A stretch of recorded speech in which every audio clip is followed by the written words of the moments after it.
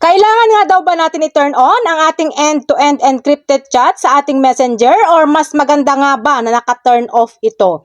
So pag-uusapan natin ito ngayon guys for today's video. Kasi alam ko na marami yung naguguluhan ngayon dito, kagaya nga lang dito sa isang followers natin na may napanood daw siya na dalawang malalaking content creator pero magkaiba ang kanilang sinabi. So syempre nga naman, parehas sila na malaking content creator kaya hindi mo alam kung sino sa kanila ang nagsasabi ng tama at mali.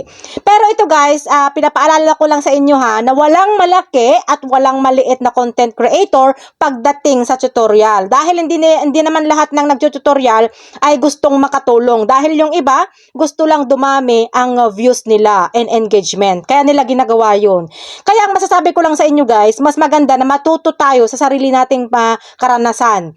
At huwag umasa sa mga nagtututorial. Dapat i-explore din natin yung mga sarili natin doon sa isang bagay na gusto nating alamin.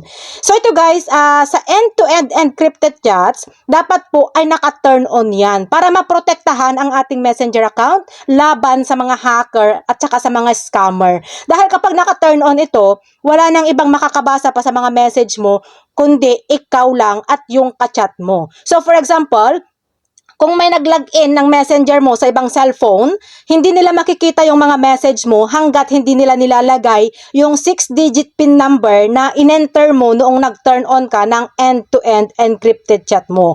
Kaya dapat, huwag mo din kakalimutan yung 6-digit na yon, yung PIN number na yon. Para kahit mag-login ka sa ibang phone, makikita mo pa rin lahat ng mga message mo doon sa mga nakaraang message mo. Pero kung naka-turn off yung end-to-end encrypted chats mo, ibig sabihin yan, walang privacy yung messenger mo. Dahil kapag napasukan yan ng scammer yung messenger mo, ng hacker, lahat ng message mo dyan ay mababasa nila at pwede nilang gamitin yan pang scam para utangan yung mga palagi mong nakakachat doon sa messenger mo. Dahil nga, pwede silang magpanggap na doon sa mga kaibigan mo or sa mga nakakachat mo na ikaw yung kachat nila. Kaya mas maganda talaga guys na naka-turn on ang ating end-to-end encrypted chats sa ating messenger para maprotektahan ang ating messenger.